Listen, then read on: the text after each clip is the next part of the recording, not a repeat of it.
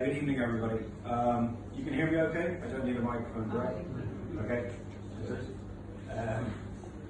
So, what I was going to do this evening, I suppose, firstly I apologise.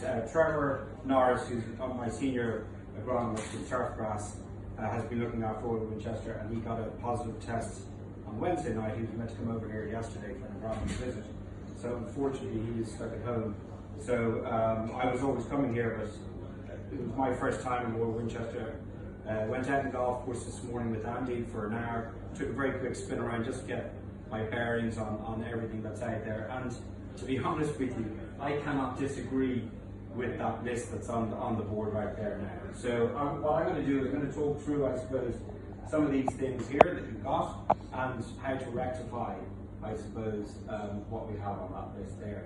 But so, with regard to the bunkers, I understand that the eco bunker that went in about 10 plus years ago. So like a 10 to 7 year project. Okay, so eco bunker was really only coming out 10 years ago. So you were kind of the leaders, I suppose, with regards to it. The problem that we have sometimes with eco bunker is that the top part of it, because you've got this artificial turf, the top part burns out.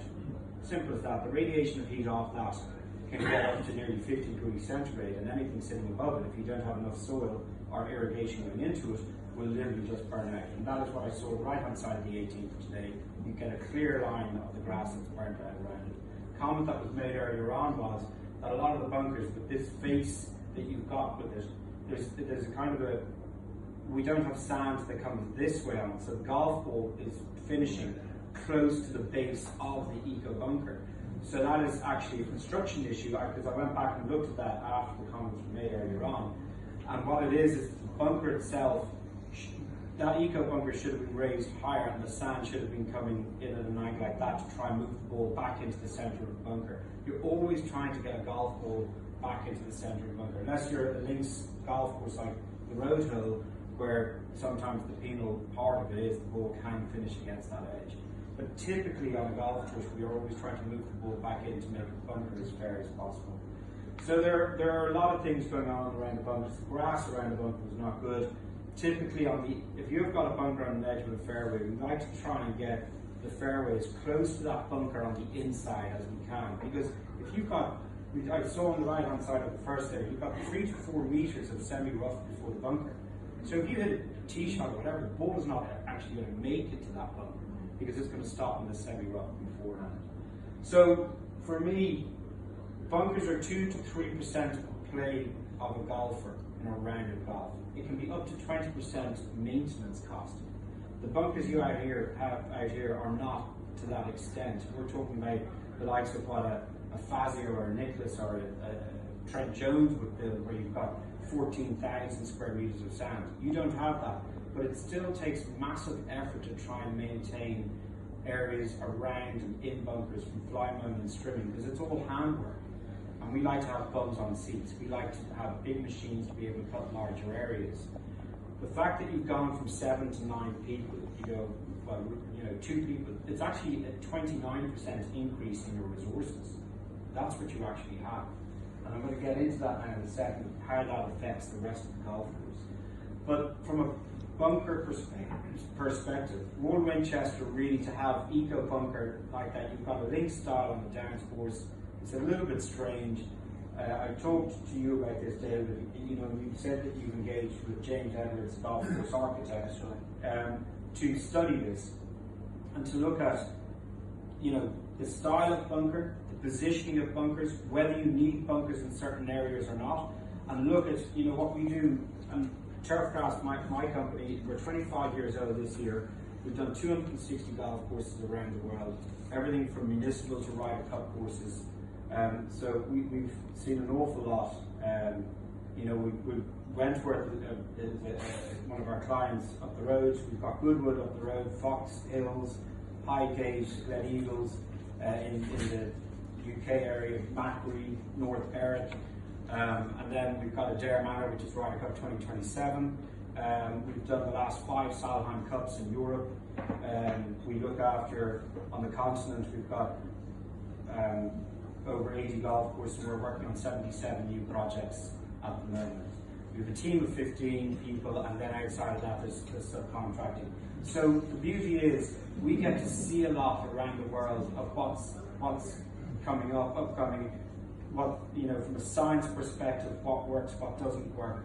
I've been at 5 golf courses this week, 2 in Geneva, 2 in Spain, and then I'm here today. And it's to try and take that experience and just share it with everybody of what we have. And every golf club is different. That's the beauty of golf. It's not a tennis court, which is a certain specification. And the demands from members are different all the time as well. And it's to try and work with the membership to make sure that they can get the most out of the golf course for the most period of time in the year. And that's what. So if you take the greens, the reason the greens are so dense is because they're cut all the time and they're cut short. And if you take that out into approaches, fairways, and then into rough, the grass becomes less dense. Augusta National's height cut on the semi-rough is 1 inch, 25 millimeters. They have that height cut to stop golf players from spinning on the green. You can't get club to ball without grass getting in between.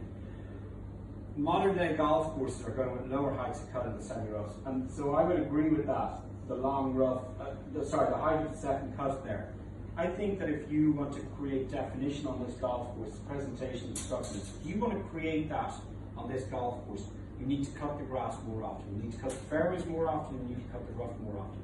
If you do that, you will create a much better aesthetically looking golf course. You'll create better, more dense grass on your fairways and on your rough, which means that you'll be able to play. You know, the ball will sit up a little bit more in the fairway, and then in the rough, you will still, even at a slightly lower height of cut, you will still be able to, you'll still have a penal shot to try and get back out of it. It speeds up play, and it makes it a little bit more interesting, and you don't lose golf balls necessarily in that one as well. With the tees, I agree as well. I mean, I saw it out there. I saw 18. The width of 18 tee that you're playing off at the moment, it's just too narrow. Typically, we look for 6 meters, 20 feet is the width that you would normally put tee markers in. And there are studies out there, you know, statistics to work out exactly the size of tees that you would require, given where the golf course is, the number of rounds of golf that you play within a year, what time it is in that year that you play, and then the other one is where you actually tee up from. So, you know, the idea of men's and ladies' tees, that's finished in the modern game. It's gone. It's done basically on distance of your ability to play that golf hole. So if you've got a 6,000 yard golf course or a 4,000 yard or an 8,000 yard golf course, you then work out what percentage you're going to play from that golf tee.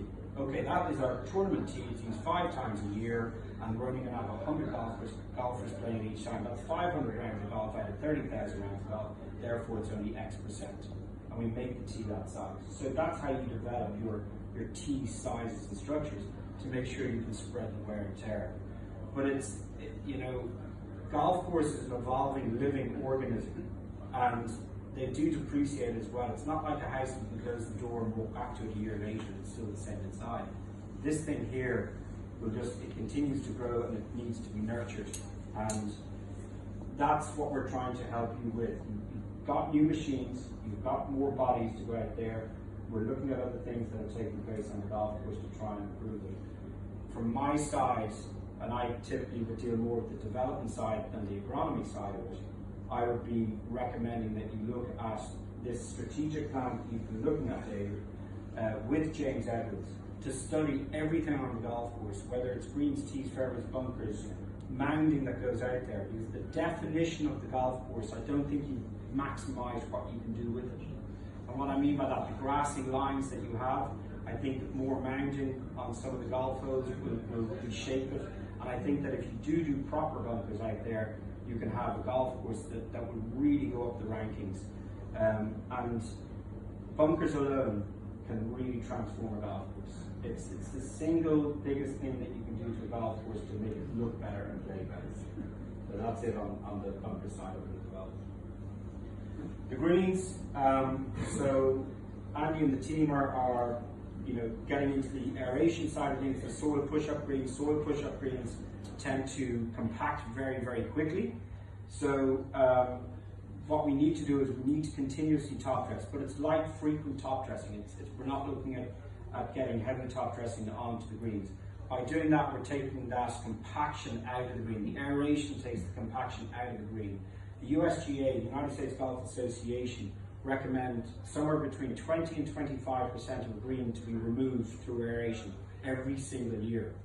When you do your hollow timing out there with a 12 millimeter hollow time, you're taking out approximately 3% of the green. That's all it is. So you would have to do that 6, 7, 8 times to try and hit the targets that the USDA recommend. And we do other things through top dressing and another machine called the Gradin, which will take anywhere from 8 to 10% out of the green. And once we do that, we bring firmness back in, consistency back in, which will allow you to play good, consistent greens for much longer periods within the year. We're not just trying to spike it for captains or lady captains prizes, we're trying to get that consistency throughout the year with the golf course. So, they're the points on those. Yeah, can you just talk us through the fairways, particularly the process of top dressing that we're going through, and the effects of that? Because there have been some questions about that. Yeah, so... Can I just answer this moment? Wasn't the fairways one of the most...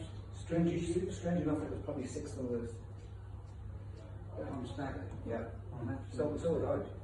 We'll go through this bit and we'll take questions right at the end. Okay, so we just go through the fairways. Yeah, so with regards to the fairways, the top dressing of fairways, it's not something new. It's something that our company have certainly been doing for 20 years. We top dress golf courses that have sand, that have clay, that could have concrete underneath it. It doesn't matter what is underneath it. By top dressing, what we're trying to do is we're trying to dry out the surface. That's the first thing that we're trying to do. What's happened to golf over the years, and rightly so. I mean, I've been battling this, and that's bad. And then we turn around and it's the same product that you'll put on for athlete's foot. And we would always joke, go play your golf in bare feet and you cure your athlete's foot. But you're allowed to use it privately, but you cannot put it on a sporting field. So that's changed the bar of where we want to go with golf courses, because the demands that are put on greenkeeping teams and the turf industry is continuously improve golf course condition. We keep on watching Augusta Nationals and every other golf course around the world. And Augusta has a $5 million budget. They have 200 people who work on that golf course during the week of the Masters. The same with any Ryder Cup that we watch. And that gives us a bad name because it's impossible for us to replicate or emulate anything that we see in television. We don't have the money to do it on these golf courses. And they have the products as well to do it, especially in the United States. They haven't banned some of the stuff that we still use. So to try and improve what we've got, we have to look at natural means. And the best natural source that we have is sand. Sand is the best thing that we can use on a golf course, whether it is links or marl or clay or whatever, because it dries out the surface. And when you dry out the surface, you have firm surfaces, you protect the crown of the plant, you reduce the chance of these diseases because they're waterborne diseases. They travel through water. So when we use sand, it reduces that from happening. What it also allows us to do is when you've got undulations and some sharp ones, which I've seen out on some of the fairways, I saw it on the 10th today. When you top dress, that nose that's on the top, you're just softening it just that little bit where when we were cutting it, let's say 13 millimeters, the top part might be cut at 5 millimeters and the bottom part might be cut at 20, 22 millimeters. So it's taking that out and making it slightly more consistent. And that's really important because if we're shaving areas off that's prone to disease, or else dry patch, or something else is going to come into it. So by top dressing fairways, we're not looking at improving drainage. It will dry out the surface faster, but the sand itself isn't going down into the profile. It's not going down into the root zone. What we're trying to do is it's a swimming pool effect where we're trying to build this up, this layer of sand that we're trying to get up higher. And by doing that, it allows us to cut the grass when we sometimes aren't able to during wet conditions. It allows us to have better conditioned fairways because the grass starts to stand up that little bit more when we brush these fairways after they've been top dressed. Your grass is lying down. It's like an Amazon forest that's fallen. So you've got grass lying on the grass. And when you peel that back, you don't have density sitting in here. You've got worm casts coming through at the moment. So you're going to get mud balls, you're going to get muddy feet, it's going to feel a little bit damp out there whenever you play. Worms don't like to ingest sand because it's not really great for their digestive system. They prefer clayey soils than they do sandy soils. And when you build sand greens, you typically would never see a worm in it. So we took a profile today of your fairways, and this is what we're dealing with here. So you've got this soil, topsoil, which is a clay topsoil that's sitting in here. And here's the top dressing. 3 millimeters of sand was put onto the fairway in the top dressing that took place. And the idea would be to try and get 2 applications per annum out of the fairway. So that's about 6 millimeters of sand. This here will effectively do nothing. It's the start of a process. This here doesn't fix any dryness or worm castings or leather jackets or anything else in the golf course. It takes time for this to build up in order to be able to do it. But if I don't know if you can see it, it's dried out an awful lot this afternoon since this was taken. You can see a slight line running through there. I don't know if you can see it slightly darker. I don't know if you can all see that. So that line there is a organic matter. That is the grass itself, when the clippings are cut, coming back into itself and dying. It's the root systems dying within itself as well. And it creates this thatch layer here. You've heard of thatch on greens. The reason we aerify and sand is to remove thatch on greens. This is no different here. This is what causes the problem below a fairway or below anywhere else. This soil is okay. There's nothing wrong with it. It's nice. It's nutritious. It's got drainage within it. But this here will cause a problem. That there starts to hold water. It's like a sponge. It's organic matter that holds water, and it gives this kind of a trampoline effect within it. And this is what we need to try and dilute. When we top dress, we dilute thatch, or we dilute mat. And that is the reason that we are looking at trying to do that on the fairways out there at the moment. Thank you, John. It was very, very good. Thank you. John.